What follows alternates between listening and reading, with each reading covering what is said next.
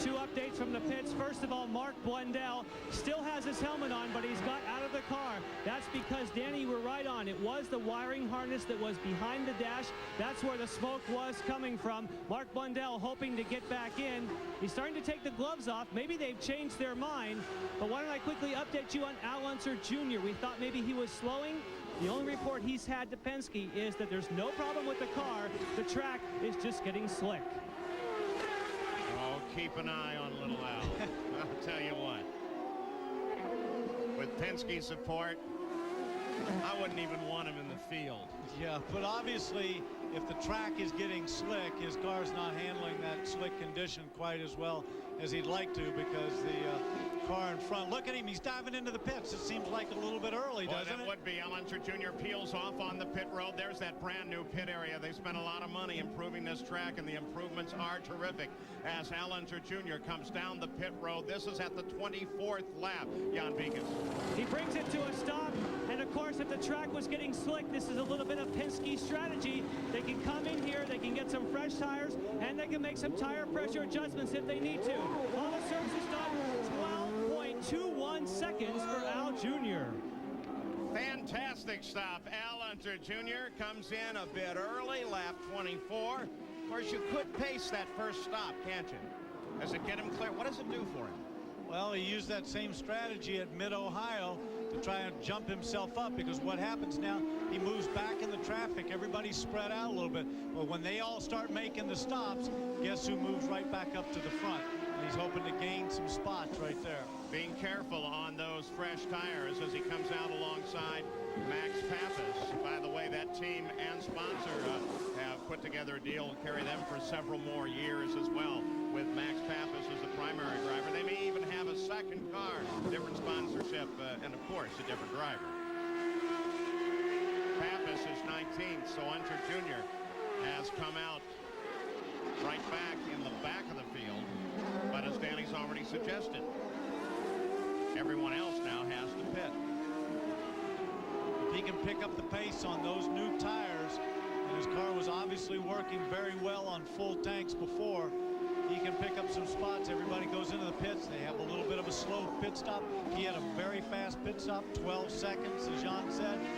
And boom, guess what? He may have picked up 2 more spots. So now we look for Michael Andretti, currently running 9th with those 2 removals of position. First Blundell coming out of the race, and then Al Unser Jr. making his pit stop. That's brought Michael forward 2 positions as we're on the 26th lap now, and the indication is that Michael will come into the pits coming down the hill. We'll just listen to the radio now.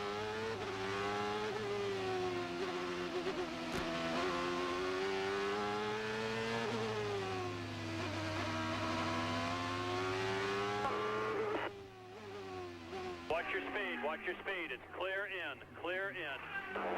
Watch your speed.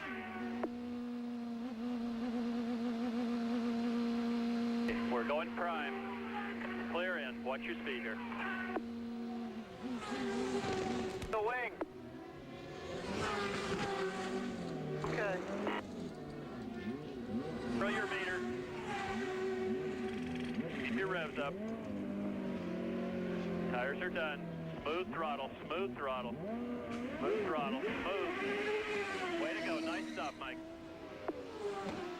Oh, he's not kidding. That was a nice job, especially when you consider that that was Al Unser Jr. just came by.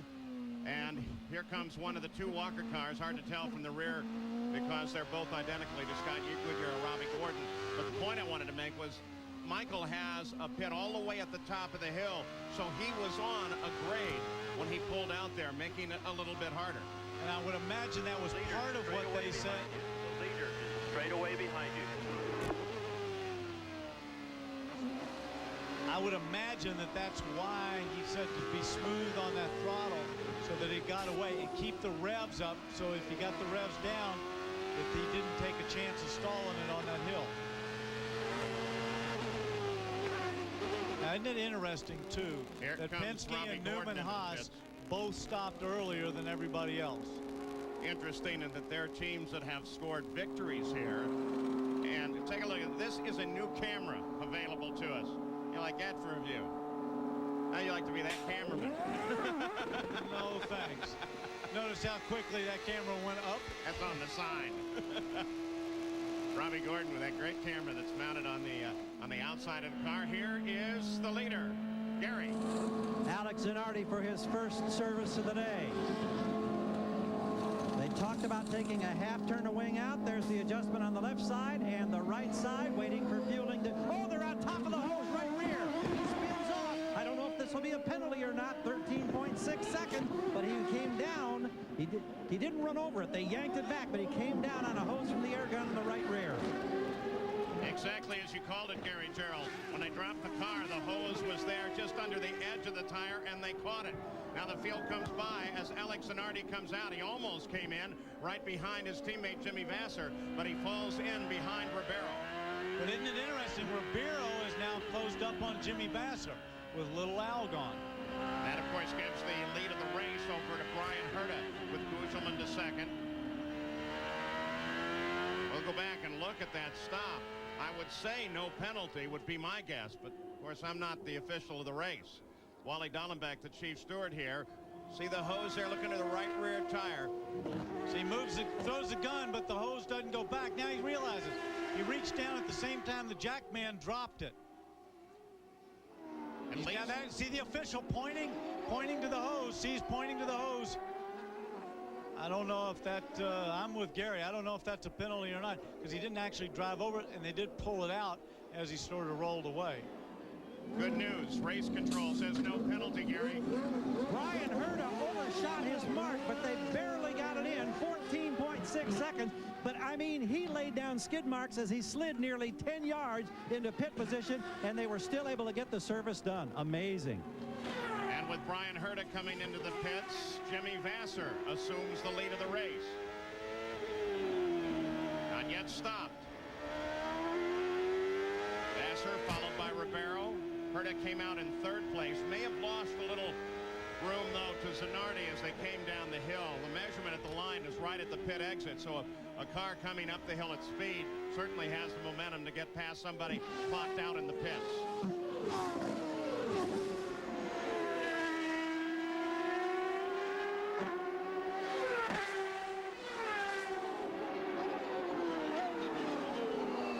Down through the corkscrew. What a ride. Is that as much of a roller coaster as it looks? It's a great ride, because when you go off of that top, you don't see anything for a millisecond. You're looking out kind of in space. Jimmy Vasser coming into the pits. Was it a very tight corner? Gets the speed under control. Gary Gerald's right there. Not expecting any changes. Beautifully controlled as he comes in. Now this is where the pressure affects every member of the team. One little mistake could knock them out of $1 million payoff. Revs come up. Oh, still waiting for fueling. We're at 15 seconds. It's not a good stop. 16.5 seconds. It was a little longer than they wanted, but it was successfully executed. And look who got out in front of him, the guy that was chasing him, Andre Ribeiro. Ribeiro gets out ahead of him. Jimmy Vasser coming up the hill with a stop that seemed to be slowed by the refuel and took them 16 seconds. Back at Laguna Seca Raceway with most of the stops complete. The battle is back at the front of the field. Jimmy Vasser is exactly where he needs to be to take his first championship in fourth place right now. Brian Herta is chasing Alex Zanardi for the lead. Parker Johnstone spent a little longer out on the track, moved up to third place, but now has come into the pits. And Andre Ribeiro just spun, and this is the second spin. He's staying out. Here's the situation with Andre. This is where he beat Vasser out of the pits, and he went out there just trying to go too fast to stay in front of him. New tire, slid it off. Greg Moore, Al Unser Jr. And as we continue to keep tracking that championship for you, there's Greg Moore. Well, at the moment in the championship, it is Jimmy Vasser in exactly the position he needs to take the championship on his home track. He would have 154. Zanardi, with a big leap, would come up into second place in the points. We're talking big money on the payout as well. But look at that right there, Paul, in second, third, and fourth. 131, 130, 130. a little bit of moving around, that could change a lot. These guys dropped one position or picked up one. As we continue to look at the battle for the PPG Cup, we go back up to the front of the field. You look backward from Alex Zanardi. Brian Herta. Herta yet to score a win. But an extremely skillful driver will stay with Ray Hall. And the Ray Hall team, Dave Letterman, by the way, is here at the track this weekend, who is a partner in there with Bobby Ray Hall. They have announced, though, that the power plant will change. They're going to go over to Fort Cosworth for the next several years. Paul, either Brian Herta has gotten faster or Alex Zanardi slowed some since that fuel stop, because he's staying right with him. Before, it wasn't hard for Zanardi to pull away. Zanardi, Herta, Vassar, Gugelman, Pruitt. There's your top 5. And you're right. Herta's right there with him.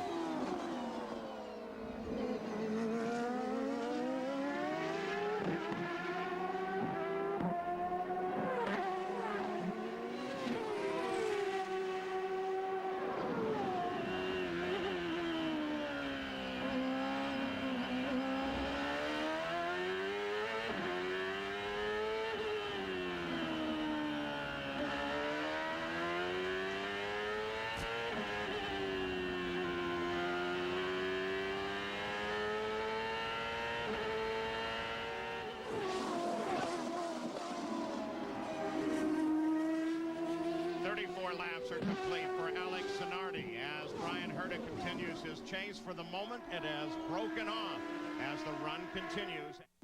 Laguna Seca. Greg Moore down that hill. Jimmy Vassar, of course, moved up. In third place now. The battle is still at the front. Alex Zanardi, Brian Herta. They're first and second, with Jimmy Vassar about 25-26 seconds back from this battle. And already the leaders of the race have begun moving up through slower traffic. Here's the way that they went into the pits and how they came out.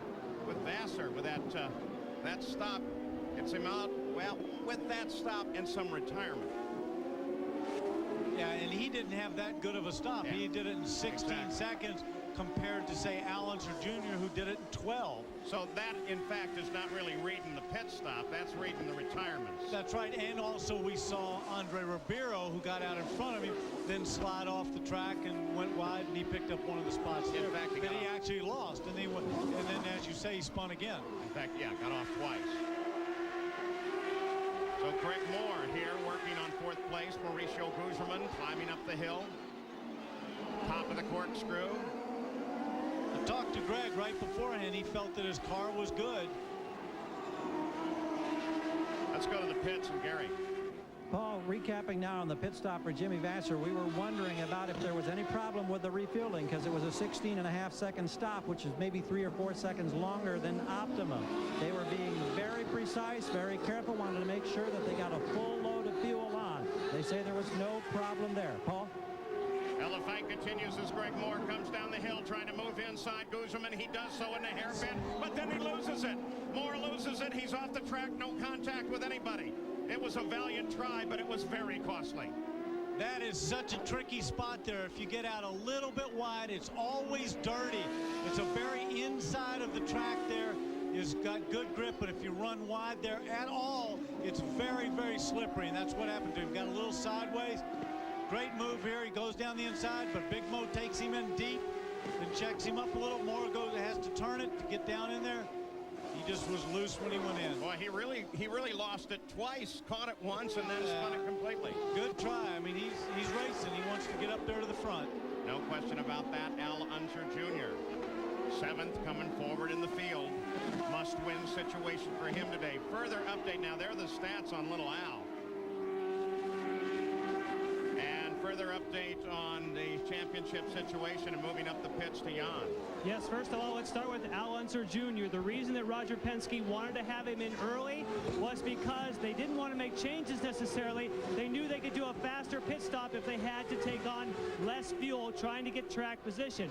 Now, as far as Michael Andretti, when he came in for his pit stop, one thing that we missed, he actually went to the primary Goodyear tire, which is a harder tire. So when we heard him on the radio talking about the car squirming, He obviously decided that the option tire was too soft and that was causing it.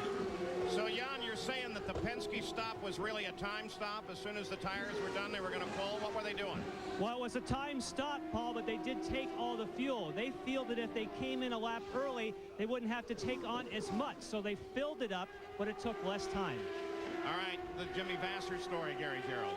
One further update regarding Vasser. We've had a radio conversation between team manager Tom Anderson and Vasser indicating that the crew wants him to save just a little bit of fuel. Now, that's the first time that we've heard fuel economy being mentioned here this afternoon. For those who don't follow this series, remember, you get 1.8 gallons per mile, and you've got to be able to hit that all through the course of the race, or you get to the end and you don't have enough fuel to get there. So fuel economy being talked about in the target camp for Vasser. Not a critical problem. They wanted to save just a little bit.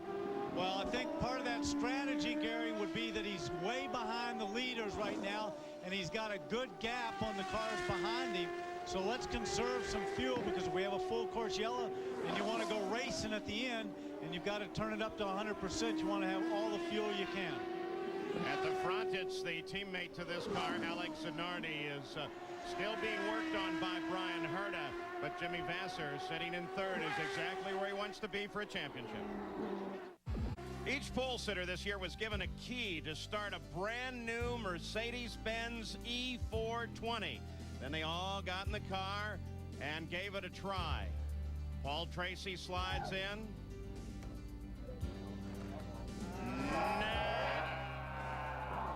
Now, of course, Andre Ribeiro gave it a shot. Alex Zanardi had plenty of tries, but it was Jimmy Vasser that ended up winning a brand new Mercedes and the pole award. Max Pappas parks his Toyota-powered machine by the edge of the race course and climbs out. Another one. Oh, look at that. Look at the lead. Fight for the lead, though, as Brian Herta has just grabbed the lead. Brian Herta grabbed the lead coming down into turn 2.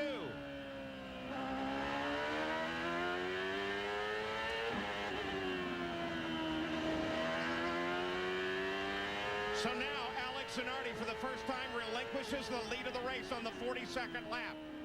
And Brian Herta picks up the lead in actual competition on the circuit. This is the first race that Herta has led since Phoenix in '95. And how did he get there? This is on the front straightaway. This is one of the primary spots. Look, he just goes down up on the inside. Clean pass. Actually, Alex Zanardi got a little smoke coming off that left front. He just must have gotten a great hole shot out of that turn 11. Pulled him up the straightaway, had the run on him. Well, Zanardi was sitting out behind Coyne, but that was a beautiful pass for the lead. Yeah, but Roberto Moreno didn't cause any of that. That was just up the straightaway. And look at this. Brian Herta is pulling away from him. And he's passed Roberto Moreno as well. So a fantastic change of events here as the lead goes over to Brian Herta, looking for his first IndyCar win. And what does that do to the points that we did? Because we had Alex Zanardi, of course, having that win. Well, is for a second spot. Yeah, the real key being the championship right now.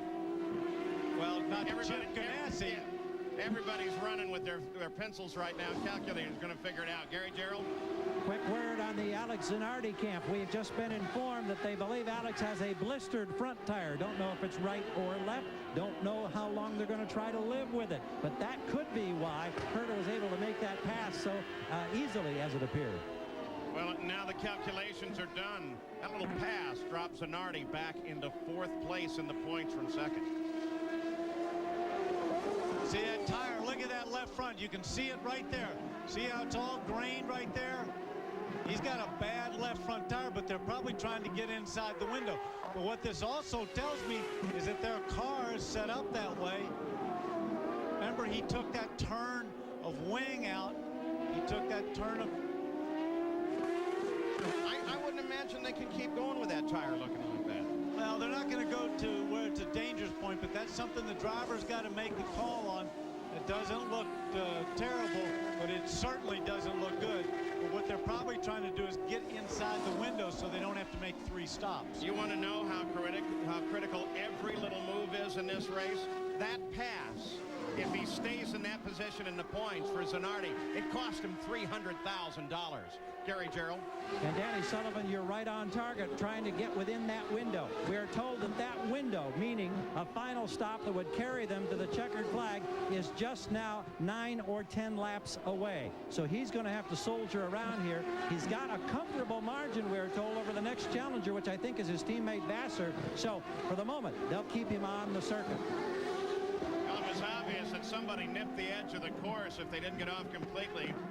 But whoever they are, back on. Here's the update. Jimmy Vassar still, as long as he stays there and stays ahead of Michael and Al, this day is his. His big threat is if Michael or Al get up in front of him. Almost no matter what position that he stays in, as long as he's in front of those guys, they can't beat him. There was a scenario at the start of the day. It all pivots off of Jimmy Vassar. If he doesn't get the 6th or better, then what Michael and Little Al both need to do, indicated there. Michael 3rd or better, Al Unser Jr. a must win, but it all revolves around Vassar, and as long as he stays up here, it does not matter at all. The former leader, Alex Zanardi, now in 2nd place, nursing a left front that has so much problem with it that it's clearly visible to everybody here in the circuit, which means people all the way up the top of the hill. That's one of the great things about this track. You throw out a blanket about anywhere here and see most of the circuit. But also some of the people that are watching are those Firestone engineers who are taking a look at that, and they'll make the call if they think it's going to be a dangerous situation, as well as the team. Okay, bringing that point up.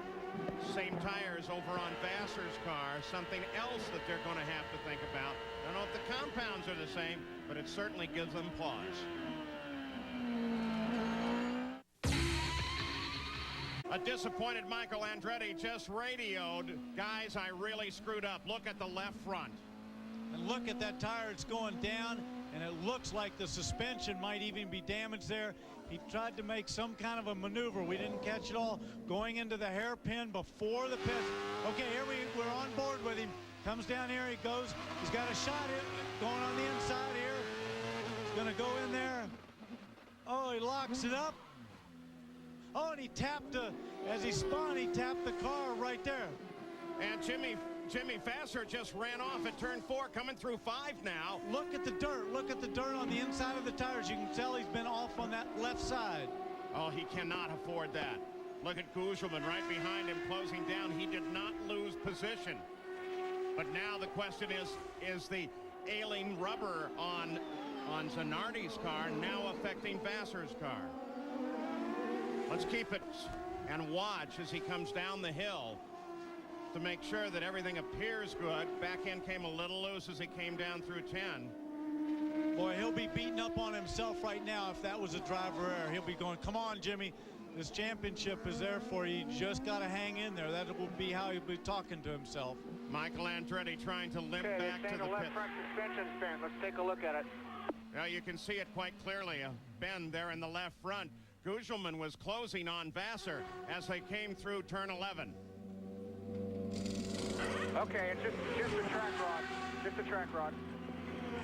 Now what they're talking about that arm there. Watch, the crew will push it down, try and straighten the steering arm, but they need to go a little bit more, I would say. Like Oh, I think that's it. 35 laps left. 35 laps left. Well, he was only here about 16 seconds. It looks like the front suspension is not pointing the way they would like, but Michael is still running. Yeah, but you can see his hands. That thing's bent quite a bit, Jan. But I think what they're saying is get back out there, see if it's okay, and you can just hold on, because they still want to maintain their position in the championship. Al Unser Jr., you probably saw him in a glimpse on the shot there, just fell back 2 spots.